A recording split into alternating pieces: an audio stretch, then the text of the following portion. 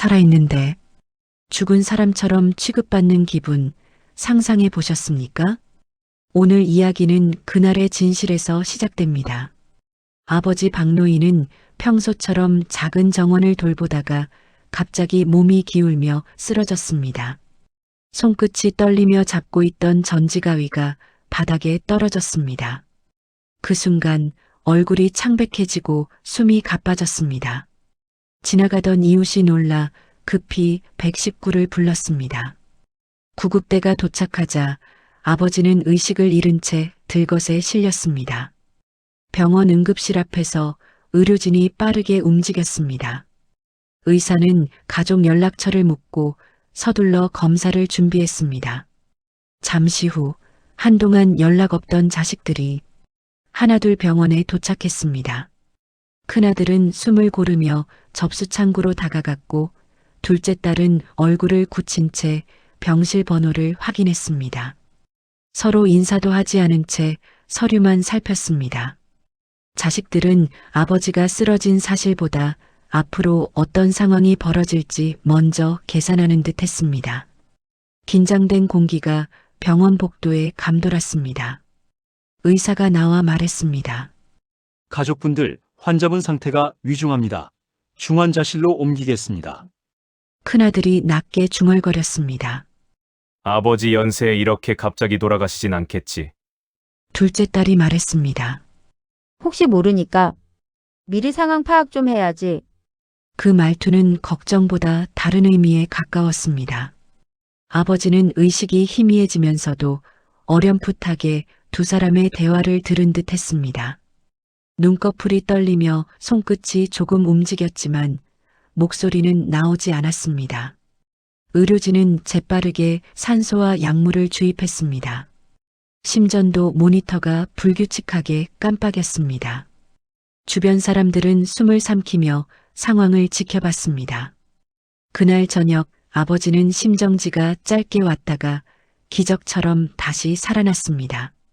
그러나 몸 전체가 굳은 듯 움직이지 않았고 말도 나오지 않았습니다. 의식만 또렷한 상태로 누워 있었습니다. 가족들은 이 사실을 아직 몰랐습니다. 의사의 급한 표현 때문에 자식들은 아버지가 이미 세상을 떠난 줄로 받아들였습니다. 정확한 설명 전에 의료진이 환자를 옮기느라 분주했고 자식들은 말을 아끼는 분위기를 오해했습니다. 복도 한쪽에서 큰아들은 휴대폰을 꺼내 통화를 시작했습니다. 장례식장 쪽에 예약부터 넣어둬. 혹시 모르니까 빨리. 둘째 딸은 집과 토지 서류가 담긴 서랍 위치를 기억해내며 중얼거렸습니다. 아버지 통장 정리는 누가 먼저 하는 게 좋지?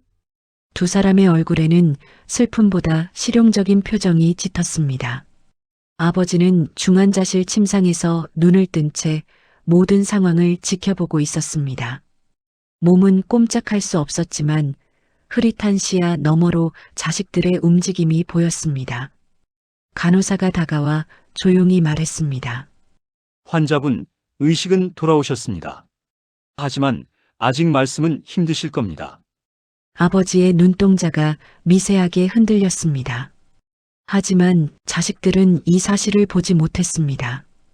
이미 그들은 사망 전제로 움직이고 있었기 때문입니다. 둘째 딸이 큰아들에게 말했습니다. 아버지가 우리 많이 힘들게 했잖아. 남은 건 우리가 알아서 해야지.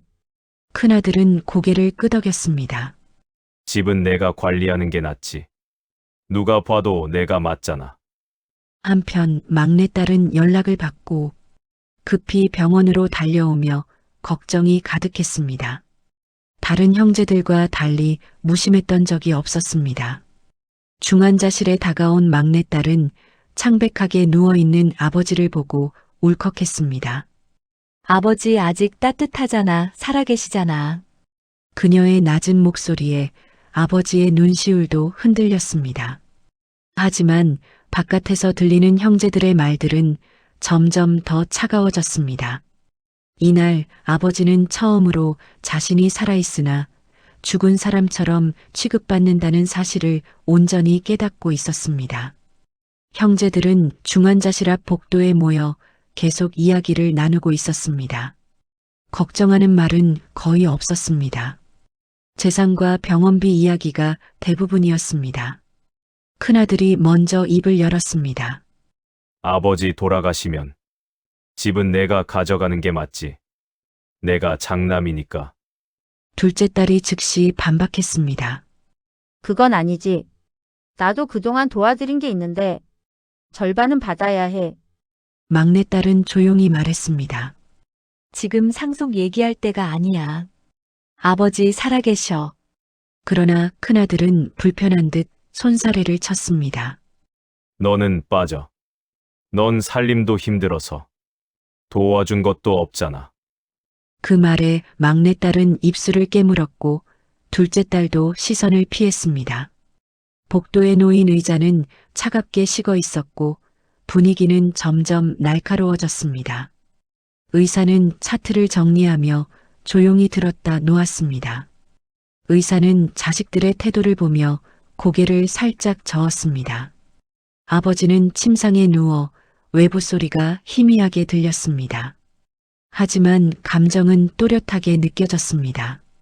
자식들의 말투, 무심한 표정, 손끝에 조급함까지 고스란히 새겨졌습니다. 이 장면에서 아버지의 눈은 서서히 젖어갔습니다. 그동안 믿고 싶었던 마음이 서서히 무너지는 듯 했습니다. 막내딸은 아무도 없는 병실에 살며시 들어왔습니다. 아버지는 눈을 감은 채 그녀의 목소리를 듣고 있었습니다. 막내딸은 침대 옆 의자에 앉아 작은 목소리로 말했습니다. 아버지 혹시 들리시면 힘내세요. 저는 여기 있어요. 그녀의 손길이 아버지의 팔을 가볍게 잡았습니다. 막내딸은 조용히 눈물을 닦았습니다. 다들 너무 이기적이에요. 아버지 아직 이렇게 살아계신데 왜 저런 얘기만 할까요? 아버지는 대답할 수 없었지만 마음속에서는 수없이 많은 말이 맴돌았습니다. 의사는 환자 상태를 확인하며 막내딸에게 말했습니다. 환자분, 의식은 돌아오셨습니다. 다만 근육 기능이 떨어져 말을 못 하시는 겁니다. 막내딸은 놀란 눈으로 고개를 끄덕였습니다. 그럼 들으실 수 있는 거죠? 의사는 고개를 끄덕였습니다. 네, 충분히 들으십니다. 아버지의 눈가에 작은 물기가 고였습니다. 이 짧은 순간이 오랜 시간보다 더 따뜻했습니다. 병실 안은 저녁 햇빛이 흐릿하게 스며들어 조용한 공기가 감돌았습니다. 아버지는 침대에 누워 천천히 몸을 돌리려 했지만 잘 움직이지 않았습니다.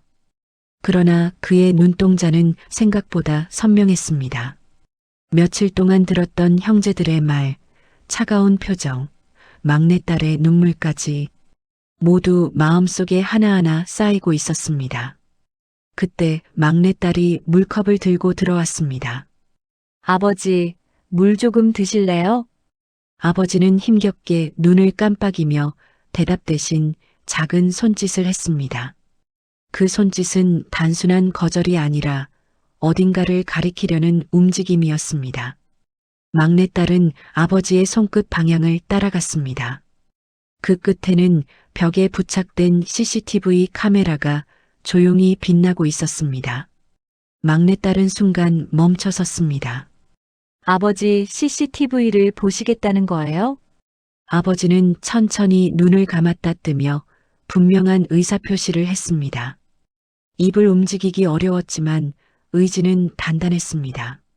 막내딸은 간호사를 불러 상황을 설명했습니다. 간호사님, 아버지가 CCTV를 확인하고 싶어 하세요. 가능할까요?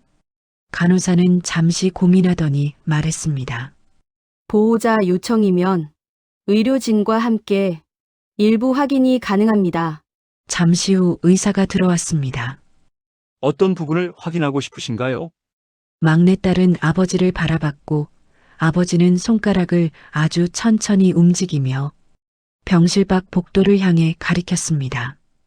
의사는 고개를 끄덕였습니다. 그 시간대 영상을 불러보겠습니다. 모니터가 켜지고 조용한 병실 안에 CCTV 특유의 잔잔한 화질과 음성이 흘러나오기 시작했습니다. 복도 화면 속에서 큰아들이 말했습니다.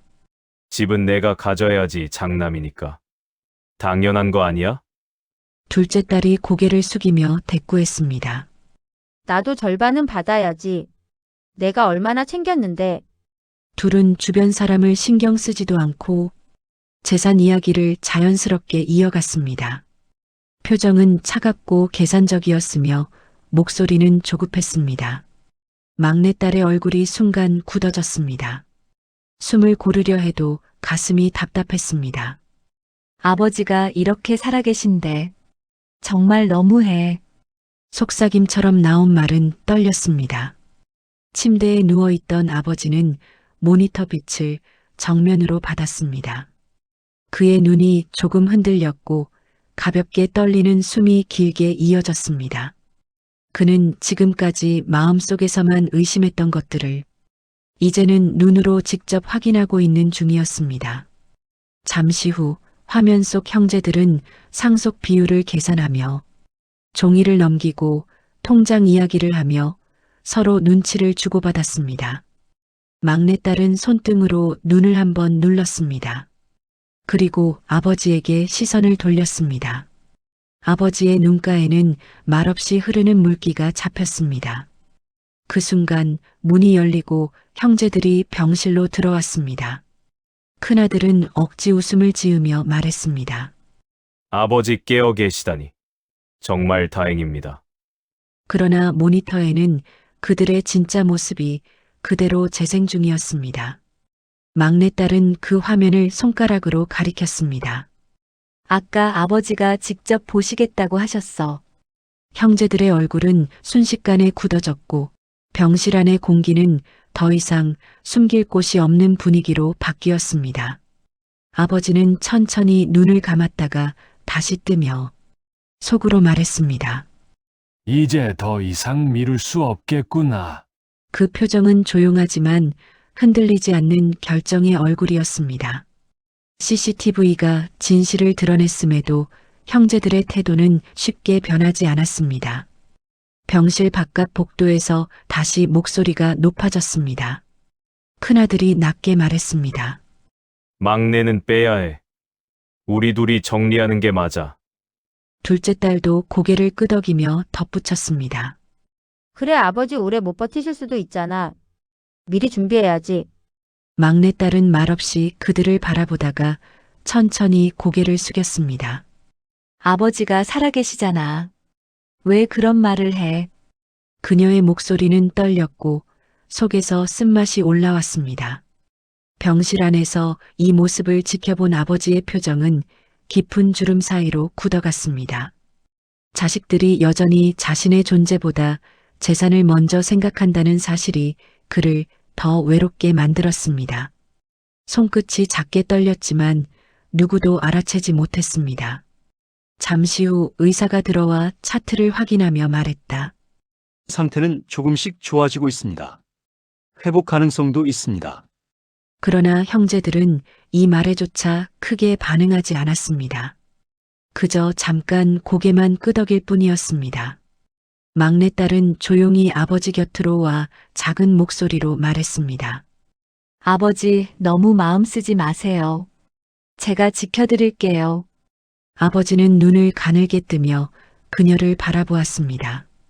시선 속에는 고마움과 미안함, 그리고 깊은 결심이 담겨 있었습니다. 그날 밤 아버지는 병실 창밖으로 어둠이 내려앉는 모습을 바라보았습니다. 그리고 속으로 다짐했습니다. 마지막은 내가 정하겠다. 그 결심은 조용하지만 단단했습니다. 며칠 후 아버지는 휠체어에 앉은 채 조금씩 회복된 모습으로 병원 상담실에 들어왔습니다.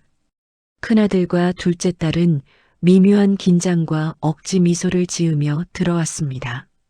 막내딸은 조용히 아버지 옆자리에 앉았습니다. 잠시 뒤 변호사가 서류 가방을 들고 들어왔고 아버지의 신호에 따라 유언장을 꺼냈습니다.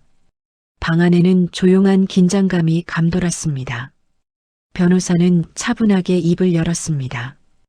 이 서류는 박성찬님께서 새로 작성하신 유언장입니다. 큰아들이 당황한 얼굴로 말했습니다. 아버지, 갑자기 유언장은 왜 우리한테 다 주시는 거 아닌가요?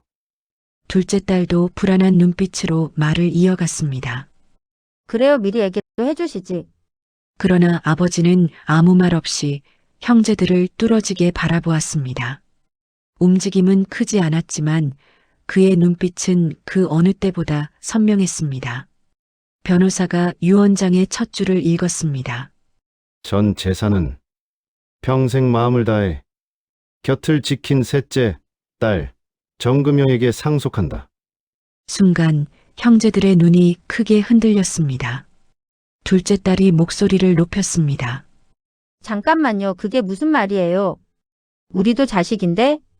큰아들도 불만을 감추지 못했습니다. 아버지, 이건 말이 안 돼요. 우리가 얼마나 고생했는데. 막내딸은 놀라움과 걱정이 섞인 표정으로 아버지를 바라보았습니다.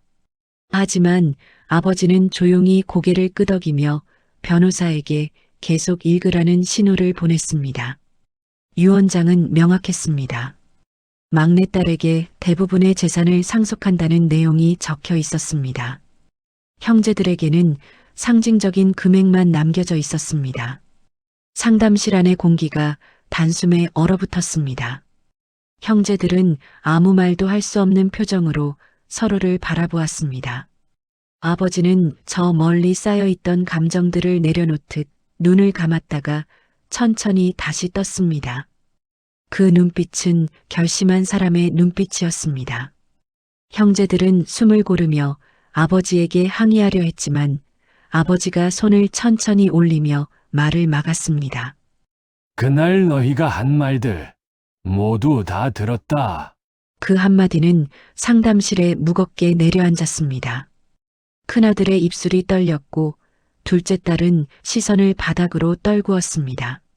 한동안 아무도 말하지 않았습니다. 막내딸은 천천히 아버지의 손을 잡았습니다.